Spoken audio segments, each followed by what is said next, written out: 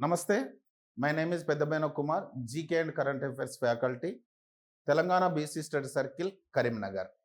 ఈరోజు కరెంట్ అఫైర్స్లో భాగంగా ఒక నూతనమైనటువంటి ఇంటర్నేషనల్ టాపిక్ను తీసుకుందాం.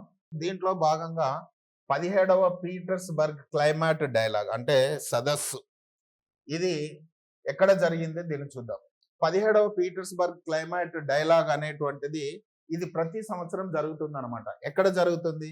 జర్మనీ అధికారికంగా ప్రతి సంవత్సరము బెర్లిన్లో నిర్వహించేటువంటి ఒక వార్షిక సదస్సు అనేటువంటి విషయాన్ని గుర్తుపెట్టుకోవాలి. ఈ సంవత్సరమే కాదు, ఎప్పటికీ 16వదైనా 18వదైనా అక్కడే జరుగుతుంది. ఈ సంవత్సరం గాను ఏప్రిల్ 21, 22 తేదీల లోపల ఈ సదస్సు అనేటువంటిది నిర్వహించడం జరిగింది. ఇది జర్మనీ ప్రభుత్వం అధికారికంగా నిర్వహిస్తూ ఉంటుంది. అంతేకాకుండా దీనికి సహాధ్యక్షత ఇటీవల కాలంలో టర్కీ, అది ఒకటి, తర్వాత ఆస్ట్రేలియా దేశాలు కూడా దీనికి సహాయ సహకారాలు అందించాయి. దీనికి గల ముఖ్య కారణం ఏంది అని అంటే త్వరలో జరగబోయేటువంటి COP31 జరగబోతుంది. దానికి గాను ఈ దేశాలు ఎక్కువగా, ఎందుకంటే పర్యావరణం యొక్క మార్పులు, కాప్ సదస్సు యొక్క ఉద్దేశం కూడా అదే గనుక పర్యావరణంలో ఎదురయ్యేటువంటి పరిస్థితులను ఏ విధంగా ఎదుర్కోవాలి, వాతావరణ మార్పులు ఏ విధంగా జరుగుతాయి, ఏ విధంగా అంచనా వేయాలి అనేటువంటి అంశము పైన ఈ సదస్సు అనేటువంటిది నిర్వహించడం జరిగింది. త్వరలో జరగబోయేటువంటి అధ్యక్ష దేశాలు కూడా దీనికి సహాయ సహకారాలు అందించడం అనేటువంటిది జరిగింది.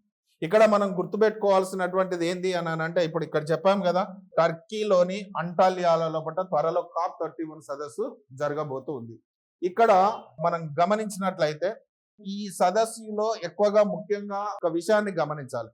ప్యారిస్ ఒప్పందం అనేటువంటిది 2015లో నిర్వహించుకున్నటువంటి దానిలో, అంటే ఆల్మోస్ట్ 2 డిగ్రీస్ సెంటిగ్రేడ్ కంటే, అంటే దానికంటే తక్కువ 1.5 డిగ్రీ సెంటిగ్రేడ్ గ్లోబల్ వాతావరణం, అంటే భూతాపం అనేటువంటిది అన్ని దేశాలు ఇంతకు మించి ఉండద్దు, ఇంతకు తగ్గించుకోవాలనేటువంటి విషయానికి పరిమితం చేసుకోవాలనేటువంటి విధానాన్ని ఇందులో ముఖ్యంగా చర్చించడం జరిగింది.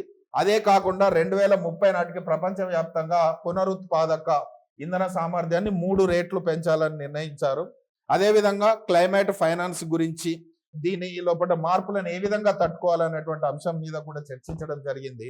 ఇకపోతే పీటర్స్బర్గ్ క్లైమేట్ డైలాగ్ అనేటిది మొట్టమొదటిసారిగా జరిగింది ఎప్పుడు అనంటే 2010లో అప్పటి జర్మన్ ఛాన్సలర్ ఏంజెలా మెర్కెల్ గారు ఇది ప్రారంభించారు. ఇందులో మనకు ఇంపార్టెంట్ గా గుర్తుపెట్టుకోవాల్సింది ఏంటంటే, మనకు ఎప్పుడు కూడా ఈ డైలాగ్ అనేటువంటిది జర్మనీలోనే జరుగుతుంది అనేటువంటిది ఒకటి. తర్వాత వచ్చేసి దీని లోపల ముఖ్యంగా ఏం చర్చించారంటే, ప్యారిస్ ఒప్పందంలో తీసుకున్నటువంటి నిర్ణయాలను మళ్ళొక్కసారి ఆ నిర్ణయాలకు అనుకూలంగా ఆ టార్గెట్ ను రీచ్ కావాలి, 2 డిగ్రీ సెంటిగ్రేడ్ కంటే తక్కువగా భూతాపాన్ని తగ్గించుకోవాలి అన్ని దేశాలు అనేటువంటిది ఈ సదస్సు యొక్క ముఖ్యమైనటువంటి ఉద్దేశం. Thank you all of you.